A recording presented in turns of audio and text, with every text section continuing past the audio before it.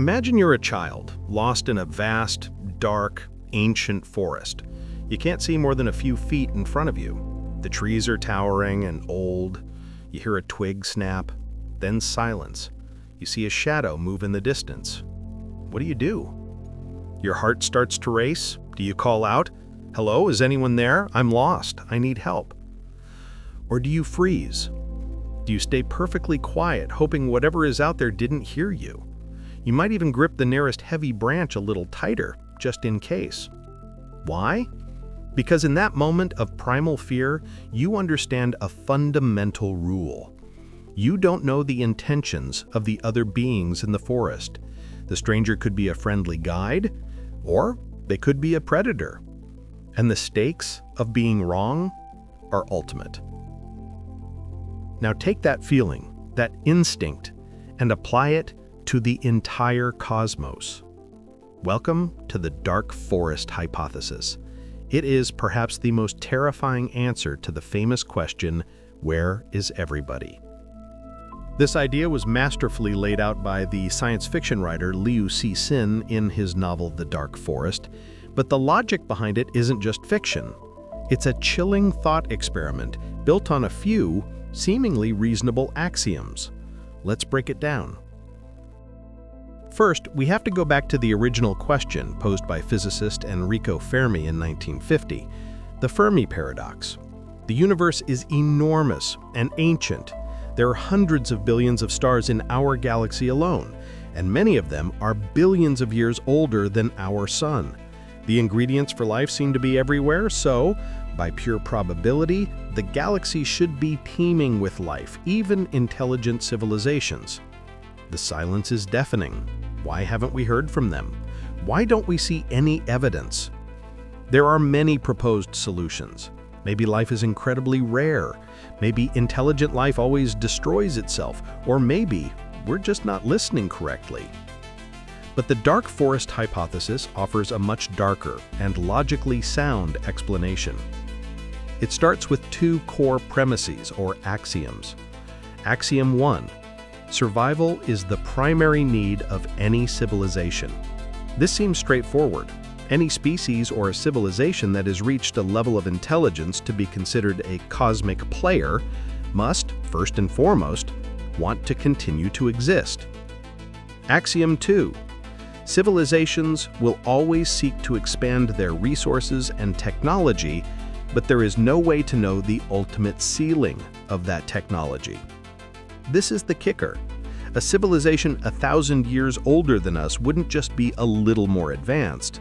They would be incomprehensibly more powerful.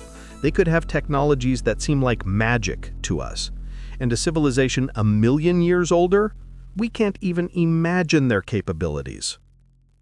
Now combine these two axioms in the cosmic forest. You are a civilization. You detect a signal from another world, a whisper in the dark.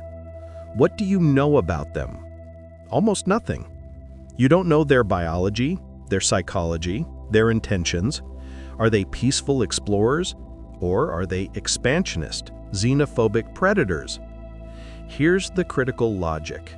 Because you cannot know their intentions, and because their technology could potentially be so far advanced that they could obliterate you with trivial ease, the only safe assumption is the worst-case scenario.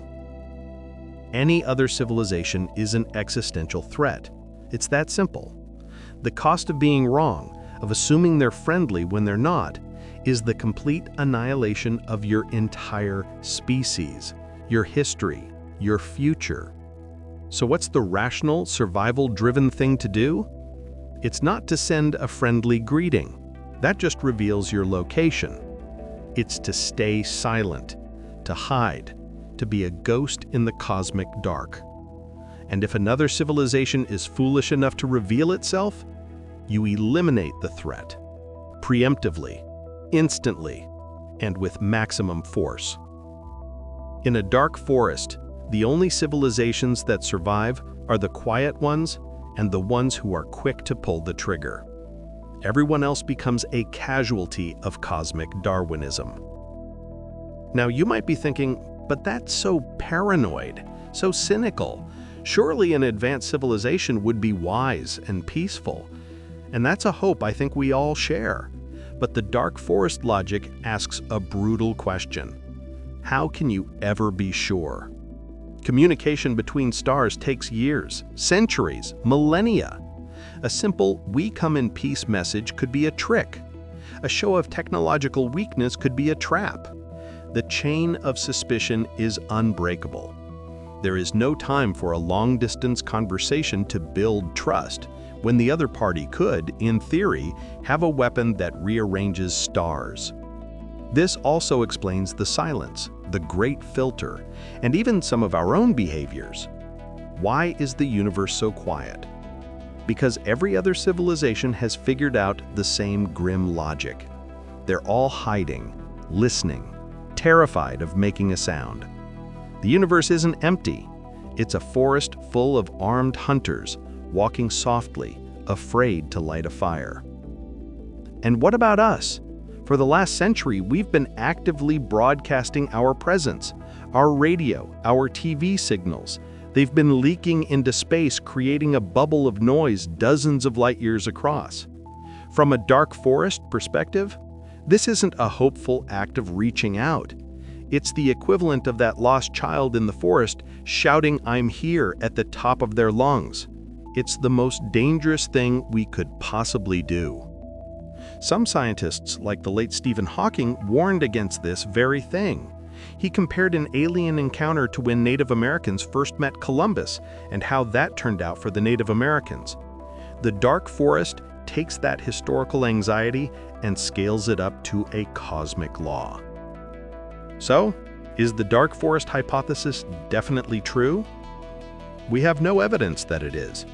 It's a philosophical argument, a solution to a paradox, and there are counters to it.